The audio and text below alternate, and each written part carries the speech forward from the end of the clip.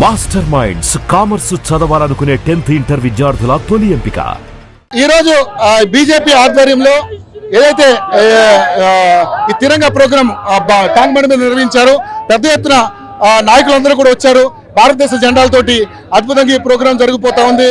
So ఏదైతే మన దేశానికి ప్రాణాలు ఇప్పించినటువంటి వీర జవాన్లకు వాళ్ళు సాల్యూట్ చెప్తూ కూడా వీళ్ళందరూ కూడా పెద్ద ఎత్తున వాళ్ళకి అర్చత్రేకాలు వ్యక్తం చేసే కార్యక్రమం చేస్తా ఉన్నారు. ఇది మనతో పాటు చాలా మంది నాయకులు వాళ్ళతో మాట్లాడారు. సార్, ఈ ప్రోగ్రామ్ ఏదైతే పహల్గామ్లో జరిగిన దాడి చాలా ప్రెస్టేజియస్ తీసుకున్నాం. పాకిస్తాన్ కి సరైన బుద్ధి చెప్పగలుగుతున్నాం. టర్కీకి అదేవిధంగా చైనాకు కూడా ఎటువంటి బుద్ధి చెప్పబోతున్నాం? పాకిస్తాన్ ప్రపంచంలోనే ఒక టెర్రరిస్ట్ కంట్రీగా ఇలా ముద్రపడ్డది. ఐక్యరాజ్య సమితిలో కానీ ప్రపంచంలో ఏ ఒక్క దేశం కూడా పాకిస్తాన్ సపోర్ట్ లేదు. ప్రపంచ దేశాలన్నీ కూడా ఏకమై ఈ రోజు జరిగినటువంటి ఏప్రిల్ 22 నాడు జరిగినటువంటి సంఘటన ప్రపంచ దేశాలన్నీ కూడా ముక్త కంఠంతో ఖండించడం జరిగింది.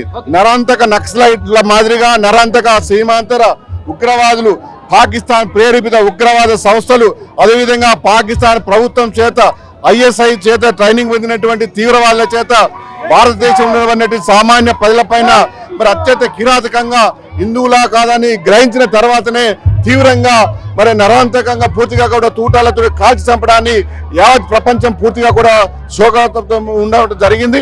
దీన్ని పూర్తిగా కూడా ఖండించడం జరుగుతుంది. ఈ సందర్భంగా భారతదేశంలో ఉండబడిన 140 కోట్ల ప్రజలందరూ కూడా ముక్త కంఠంతో భారత్ మాతకు జయని జాతీయ భావంతో దేశభక్తితో మేమందరం కూడా కలిసిమెలిసి ఉన్నామనేటువంటి ఈ యొక్క ఇది పూర్తిగా కూడా ఈ యొక్క ర్యాలీకి నిదర్శనం. రాబోయేటటువంటి రోజుల్లో ఏ కవ్వింపు చర్యకు పాకిస్తాన్ పాల్పడినా దానికి సహకరిస్తున్నటువంటి చైనా గాని టర్కీ గాని మరే దేశం కూడా సహకరిస్తే ప్రపంచ చిత్రపటంలో పాకిస్తాన్ అనే దేశం లేకుండా పోతుంది. ఇది సవాలుగా తీసుకుంటున్నాం. ఖచ్చితంగా భారతీయులందరూ కూడా ఒకే తాటి మీద ఉన్నారు. సో మరి ఈ అంశంలో ఏదైతే తాత్కాలిక విరమణ తీసుకున్న అంశంలో అమెరికా జోక్యం చేసుకోవడం, మొన్నటిదాకా అమెరికా మాకు సంబంధం లేదంటాం, ఇప్పుడు జోక్యం చేసుకోవడం కాస్త వ్యతిరేకత వస్తున్న నేపథ్యంలో దీని మీద ఏం సమాధానం చెప్తారు?